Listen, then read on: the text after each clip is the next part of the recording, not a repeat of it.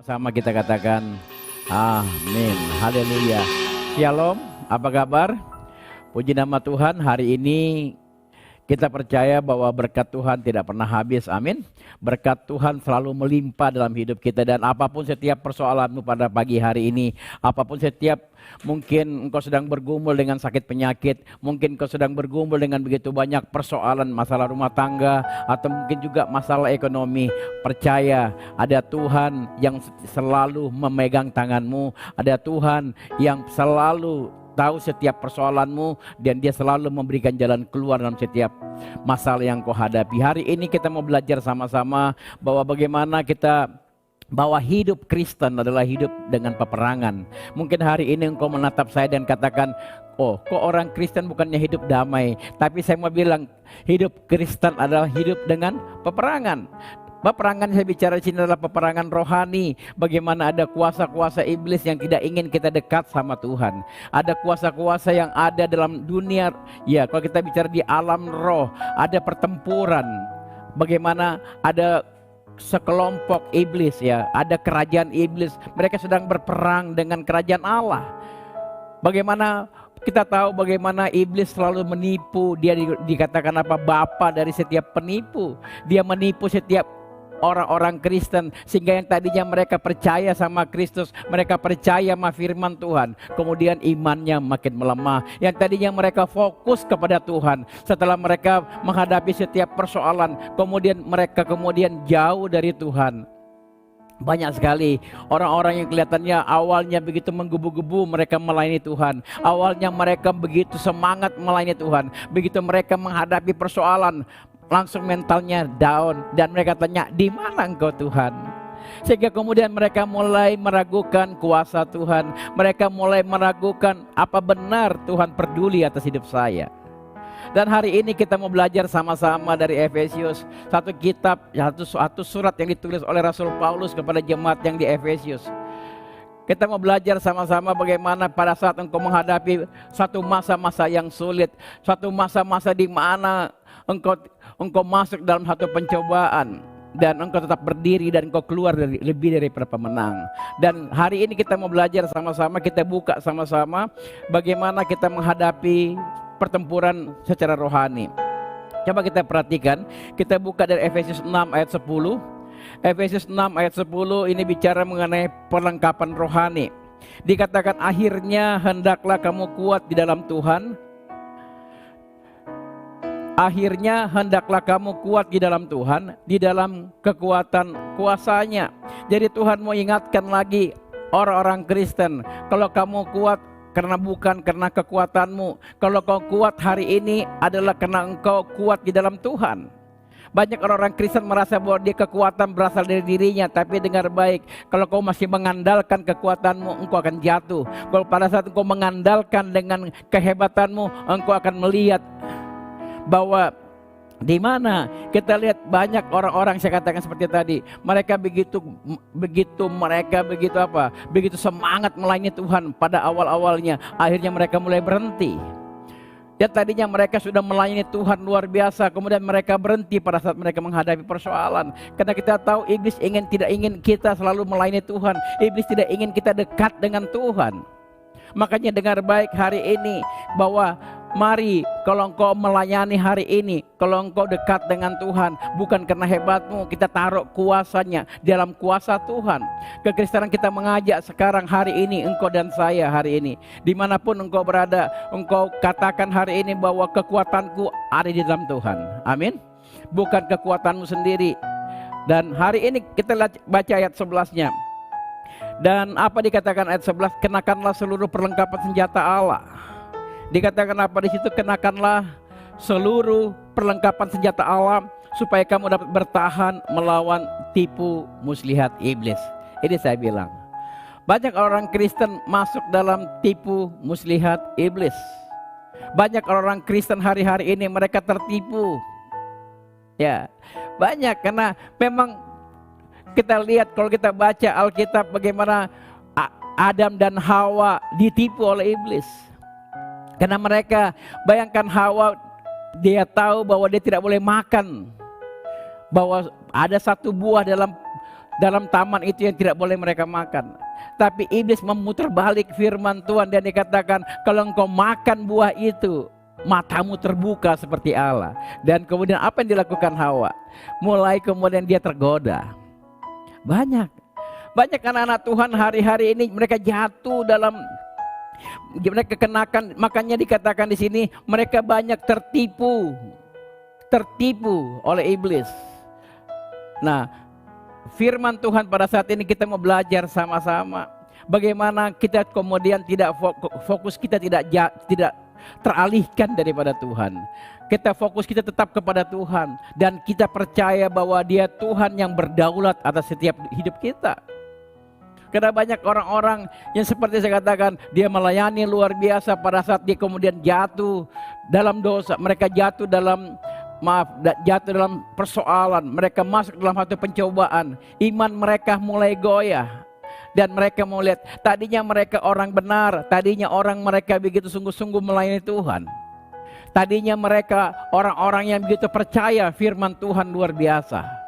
Tapi begitu mereka menghadapi persoalan, mereka bilang, benar ada Tuhan. Benar Tuhan apakah benar Tuhan itu benar-benar ada? Makanya hari-hari ini tipu muslihat daripada iblis. Makanya apa firman Tuhan katakan, kenakan seluruh perlengkapan senjata Allah. Ternyata Tuhan sudah memberikan kita, coba kita lihat ayat 11-nya. Diminta kita mengenakan seluruh perlengkapan senjata Allah. Supaya kita bisa dapat apa? Bertahan melawan tipu muslihat iblis. Kalau kau tidak menggunakan perlengkapan senjata Allah, engkau hanya menggunakan kekuatanmu sendiri. Dengar baik, engkau pasti tertipu oleh iblis. Engkau tertipu oleh iblis. Sehingga hubunganmu dengan Tuhan yang tadinya begitu dekat dengan Tuhan kemudian mulai merenggang, menjauh. Akhirnya mulai setelah menjauh apa? Setelah menjauh engkau nggak pernah ke gereja, engkau nggak pernah melayani Tuhan. Bahkan kemudian terjadi menjadi apa? Malah menjadi antikris. Ya, ada orang-orang kalau ketemu hamba Tuhan kemudian mulai ada kebencian kepada hamba-hamba Tuhan. Ya. Ada orang kalau melihat pendeta, mereka kemudian menganggap bahwa pendeta itu kemudian orang-orang yang mungkin orang-orang yang ditakuti sama dia, atau mungkin orang-orang yang hina di depan dia. Makanya saya bilang hari-hari ini banyak pikiran-pikiran iblis yang masuk dalam pikirannya. Tapi kalau kita baca ayat berikutnya, ayat 12 dikatakan di sini bahwa dikatakan apa di situ? Karena perjuangan kita bukan melawan darah dan daging, tetapi melawan pemerintah-pemerintah, melawan penguasa-penguasa, melawan penghulu-penghulu dunia yang gelap ini, melawan roh-roh jahat di udara. Jadi sekali lagi kita diingatkan bahwa perjuangan kita bukan melawan darah dan daging. Artinya apa? Bahwa kalau ada orang-orang yang memusuhi kekristenan, itu bukan orangnya yang bermasalah, bukan manusianya, bukan darah dagingnya. Tapi kita tahu ada di pikiran-pikirannya, mereka tertipu oleh iblis. Amin. Makanya hari-hari ini kita tidak boleh membenci orang yang membenci kepada kita. Tapi ada orang memang yang kepalanya, pikirannya dirasuki oleh iblis. Sehingga dia membenci kekristenan, membenci yang namanya gereja, membenci yang namanya ibadah. Bahkan membenci kepada hamba-hamba Tuhan. Nangkap sampai di sini, bukan orangnya kita lawan. Makanya di mana-mana kalau kita perhatikan, gereja itu ingin dibangun, banyak orang yang menentang. Gereja dibangun, mereka menentang. Ya, bukan orangnya kita benci, tapi pikiran-pikiran mereka yang dimasukin oleh iblis, sehingga mereka menentang adanya rumah Tuhan. Makanya saya mau mengajak engkau dan saya hari ini, kita berdoa. Kadang-kadang bukan hanya orang-orang yang membenci kekristenan, bahkan kadang-kadang suamimu atau istrimu pun juga tidak suka akan kekristenan. Makanya berdoa sama Tuhan, berdoa. Bukan orangnya kita melawan, tapi ada iblis yang pegang kepalanya, yang pegang kepikirannya. Dan itu kita mau berdoa, kita gunakan senjata-senjata Allah supaya kita nggak tertipu. Ada amin. Banyak orang-orang Tuhan hari-hari ini yang tadinya mereka begitu bersemangat melayani Tuhan, kemudian mereka berhenti di tengah jalan dan akhirnya mereka menjadi apa? Mantan pelayan Tuhan. mantan hamba-hamba Tuhan. Tapi doa saya, setiap ada yang hadir hari ini yang mendengarkan firman Tuhan, pada saat Tuhan Yesus datang yang kedua kali, engkau dan saya tetap berdiri seperti lagu yang tadi. Ku tetap berdiri, menghadapi walaupun ada badai, walaupun ada persoalan. Ya, walaupun kita menghadapi begitu banyak persoalan, kita tetap berdiri sebagai hamba-hamba Tuhan. Ada amin? Haleluya. Dan kalau kita perhatikan hari ini bahwa bukan karena perjuangan kita bukanlah melawan darah dan daging, tapi melawan pemerintah-pemerintah, melawan penguasa-penguasa, melawan penghulu-penghulu dunia yang gelap, dan melawan roh jahat di udara. Jadi ini bicara mengenai roh-roh jahat. Makanya pertempuran ini terjadi di alam roh. Ya, pertempuran ini ada di alam roh. Makanya hari ini kita mau bilang, kita mau datang berdoa, ikat semua kuasa-kuasa, karena di tanganmu diberikan kuasa. Engkau harus melawan. Bagaimana engkau melawan? Dengan firman Tuhan. Kita lihat sebentar senjata-senjata yang Tuhan berikan kepada engkau dan saya, sehingga engkau tetap bertahan.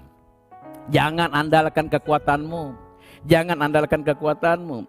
Coba kita lihat ayat 13-nya. Sebab itu ambillah seluruh perlengkapan senjata Allah, supaya kamu dapat mengadakan perlawanan pada hari yang jahat, dan tetap berdiri sesudah kamu menyelesaikan segala sesuatu. Wow.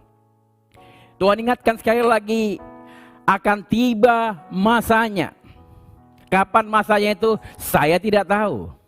Tapi akan tiba masanya di mana engkau sekalipun hamba-hamba Tuhan, sekalipun engkau orang-orang percaya, sekalipun engkau orang yang dekat dengan Tuhan, sekalipun dengan orang-orang yang saya mau katakan engkau punya kuasa karunia apapun juga daripada Tuhan, akan tiba masanya engkau masuk pada hari-hari yang jahat.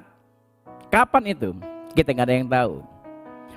Tapi tetap engkau pakai perlengkapan senjata Allah. Di masa engkau masuk kepada hari-hari yang jahat, hari-hari di mana engkau jatuh dan engkau mulai meragukan imanmu.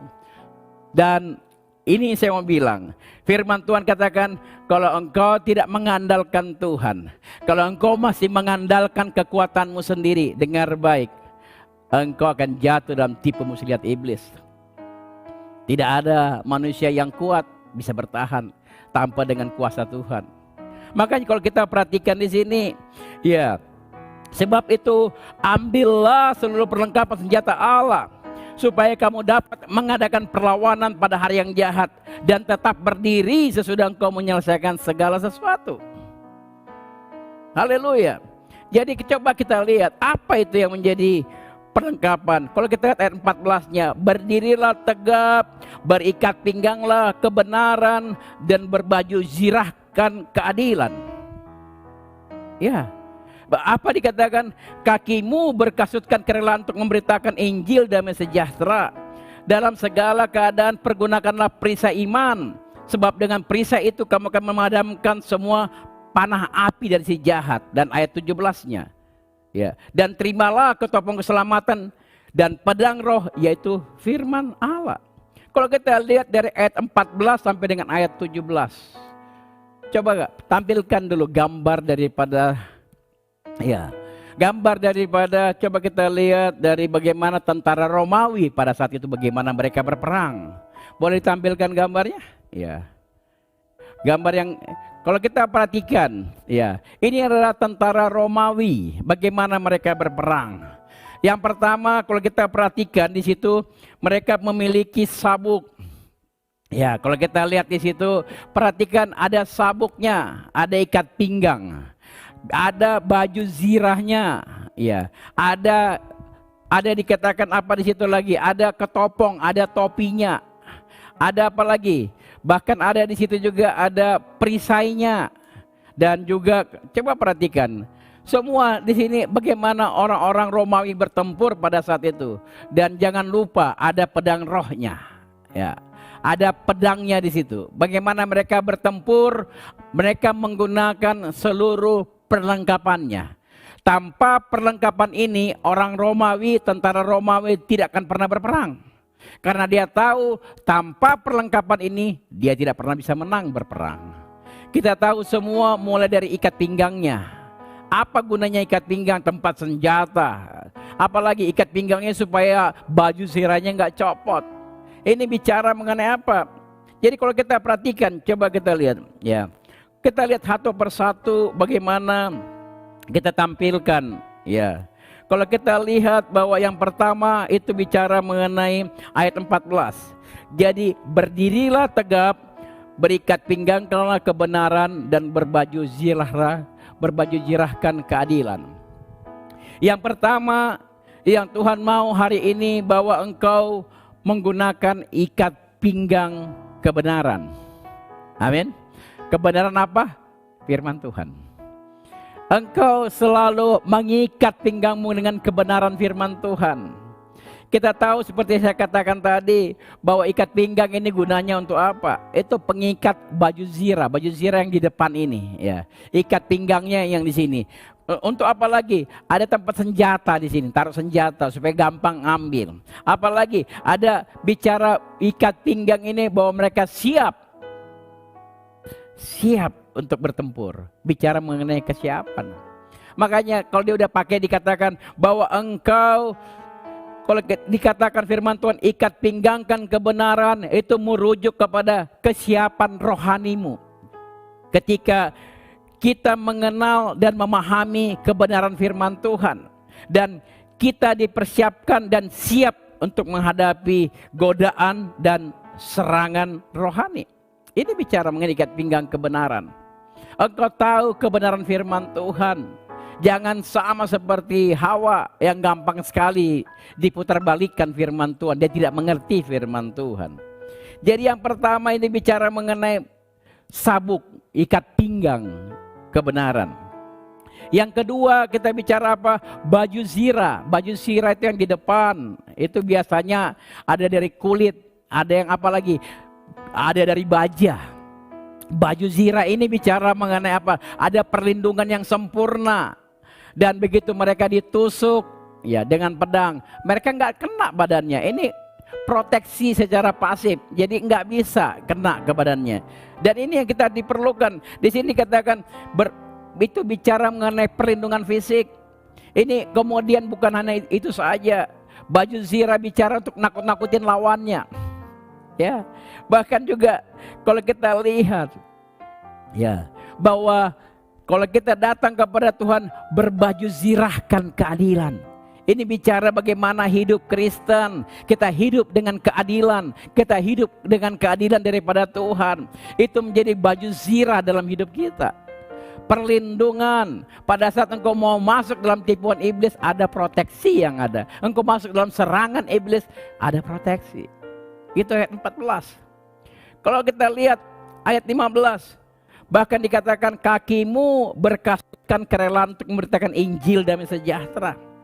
Saya mau bilang kasut atau sepatu atau sendal yang dipakai tentara Romawi tidak sama dengan tentara yang sekarang. Mereka lebih fleksibel, mereka lebih gampang, tidak licin. Mereka bisa naik ke atas gunung batu yang licin, mereka tetap stabil. Mereka bisa melangkah dengan nyaman. Dan Tuhan mau katakan, ya inilah hidup Kristen. Pada saat engkau menghadapi masalah, menghadapi pergumulan, ya, engkau tetap stabil. Apapun juga persoalanmu hari ini, engkau tetap datang kepada Tuhan. Fokusmu tetap tidak berubah kepada Tuhan. Ada amin.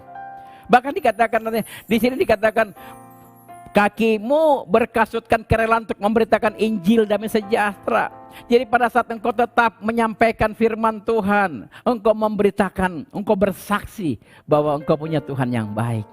Saya mau bilang hari ini, kami baru beberapa minggu yang kemarin kami melewati begitu banyak acara yang mulai dari lamaran, Lovanda dan Evan, kemudian ada pemberkatan nikah, akhirnya kemudian sampai dengan acara resepsi.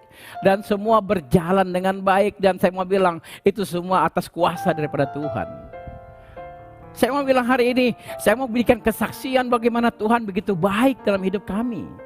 Saya mau katakan, ini yang dikatakan bahwa kami memberikan kakimu berkasutkan kerelaan untuk memberitakan Injil damai sejahtera. Engkau bersaksi bagaimana Tuhan begitu baik dalam hidupmu. Itu kalau kau tidak mau jatuh dalam tipu muslihat iblis. Engkau mulai memberitakan Injil damai sejahtera. Apalagi dikatakan di sini, Ya, ayat 16. Dalam segala keadaan pergunakanlah perisai iman. Perisai itu apa ya? Yang shield, yang menahan. Ya. Jadi tentara Romawi itu megang perisai. Pada saat ada tombak, mereka kemudian bikin formasi, menutup dirinya dengan perisai ini, sehingga perisai ini kemudian menahan tombak. Apa dikatakan? Bahkan kalau dikatakan di sini, dalam segala keadaan pergunakanlah perisai iman. Engkau harus punya iman yang sebagai perisai dalam hidupmu. Sebab perisai iman itu kamu akan memadamkan semua panah api daripada si jahat. Perisai itu bicara mengenai perlindungan dari serangan-serangan. Ya, banyak. Saya pernah berjumpa dengan satu hamba Tuhan dan dia katakan, Pak Andi, saya berdoa syafaat untuk Bapak dan sekeluarga. Dan pada saat itu kami lihat begitu banyak panah api yang datang kepada Bapak. Pak Andi, saya melihat begitu banyak panah api yang berterbangan menuju ke tempat Bapak. Yang dia saya mau cerita di sini bahwa panah api ini bicara mengenai santet, kuasa-kuasa gelap. Dan saya percaya selama engkau punya perisai iman, ya, nggak ada kuasa yang bisa tembus dari hidupmu. Kalau engkau punya iman, percaya kepada Kristus, apapun tipu muslihat iblis tidak ada dalam hidupmu. Makanya saya mau bilang, gunakan perisai iman ini, sehingga saya percaya, selalu saya bilang, orang Kristen nggak boleh kena santet. Orang Kristen nggak boleh kena santet. Kalau kau orang Kristen dan kau kena santet, coba cek apakah kau memiliki perisai iman apa enggak. Apakah engkau benar-benar percaya kepada Tuhan, bahwa Tuhanmu berdaulat atas hidupmu. Karena kita tahu bahwa peperangan rohani, di mana bahwa iblis sudah dikalahkan oleh Yesus. Dan kalau hari ini kau masih berpikir bahwa iblis lebih kuat daripada Tuhanmu, engkau sedang masuk dalam tipu muslihat iblis. Kalau hari ini engkau menganggap persoalanmu lebih besar daripada Tuhanmu, saya mau katakan engkau sedang masuk dalam tipu muslihat iblis. Kalau engkau melihat bahwa rumah tanggamu tidak mungkin diberkati, hidupmu, bisnismu nggak mungkin diberkati, engkau sedang masuk dalam tipu muslihat iblis. Jangan pernah mau. Dan coba kita lihat ayat terakhir, ayat 17, dan terimalah ketopong keselamatan. Ketopong ini bicara mengenai topi yang proteksi juga atas serangan-serangan iblis. Pedang, apa segala macam, batu, dan kalian tahu ketopong ini bicara mengenai pangkat, jabatan. Untuk pangkat-pangkat tertentu, perwira dengan perwira tinggi itu dibedakan dari ketopongnya. Ya. Dan hari ini dikatakan bahwa engkau harus percaya bahwa apapun, ya, engkau percaya bahwa Tuhanmu sudah memberikan engkau keselamatan. Jangan pernah tinggalkan Dia. Jangan pernah andalkan kekuatanmu. Dan kalau kita lihat yang terakhir, dan terimalah ketopong keselamatan, pedang roh, yaitu firman Allah. Kalau kita perhatikan semua sebelumnya, senjata-senjata Allah sifatnya defensif. Perhatikan semua senjata-senjata Allah yang saya sebutkan sebelumnya, engkau tidak pernah bisa menang. Kau hanya bertahan. Bagaimana engkau bisa keluar daripada pemenang? Bagaimana engkau bisa menang dalam setiap persoalanmu? Gunakan pedang roh, firman Allah. Amin. Ya, gunakan firman Allah. Karena firman Allah, masih ingat gak bagaimana Yesus kemudian waktu setelah dia berpuasa dan dia diangkat naik ke atas, ya, di atas tempat yang tinggi, dan kemudian iblis mulai menawarkan begitu banyak tipu muslihat. Dan apa yang dikatakan Tuhan Yesus? Ada yang tertulis. Ada yang tertulis. Selalu dikatakan ada yang tertulis, artinya bicara firman Tuhan. Kalau hari ini engkau menghadapi setiap persoalan, dengar baik hari ini, pegang firman Tuhan. Pegang, dan engkau menjadi umat yang lebih dari pemenang. Amin. Saya undang pemain musik, kita masuk ke dalam. Dan hari ini kita mau datang kepada Tuhan. Saya nggak tahu apa yang menjadi persoalanmu pada hari-hari ini. Engkau mungkin sedang bertikai dengan orang-orang yang dekat dengan engkau, atau mungkin engkau sedang kesal dengan orang-orang, saya nggak tahu. Ingat, peperangan kita bukan melawan darah dan daging. Peperangan kita adalah melawan pemerintah-pemerintah, kuasa-kuasa gelap. Makanya hari ini mari kita datang kepada Tuhan. Kita mau angkat satu pujian dan kita mau andalkan, bangkitkan kembali imanmu. Bangkitkan imanmu, datang kepada Tuhan.